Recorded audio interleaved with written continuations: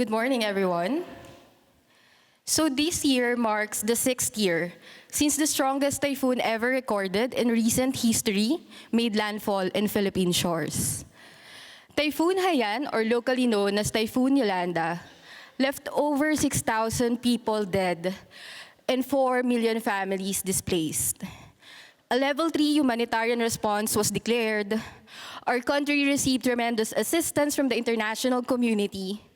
And I am sure that some of you are among the 450 international staff who were deployed to help in response and recovery efforts.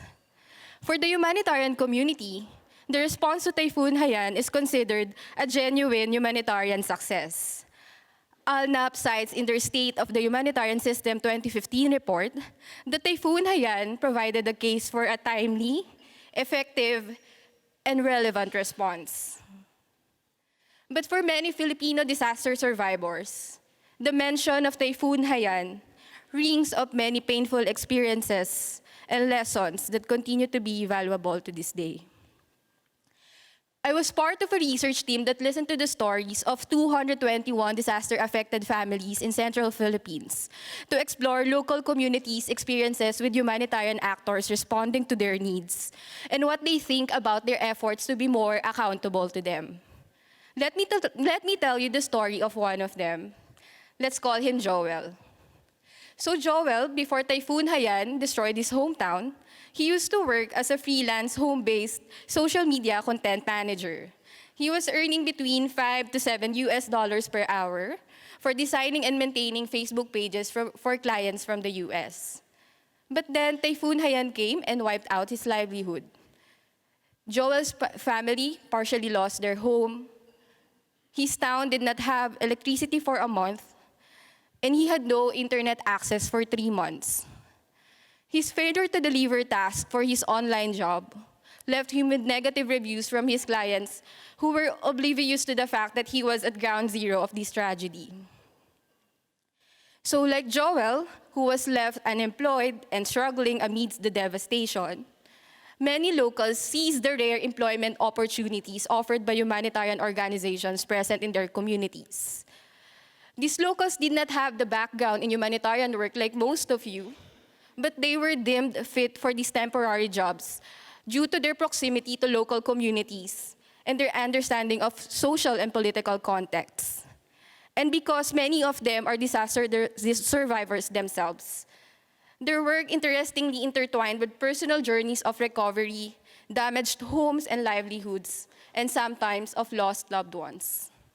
So going back to Joel secured a temporary contract to work as communications and accountability officer for one of the international aid agencies. He was very grateful for the income that helped his family rebuild their house. He was very enthusiastic and wanted to do everything to be indispensable to his employer.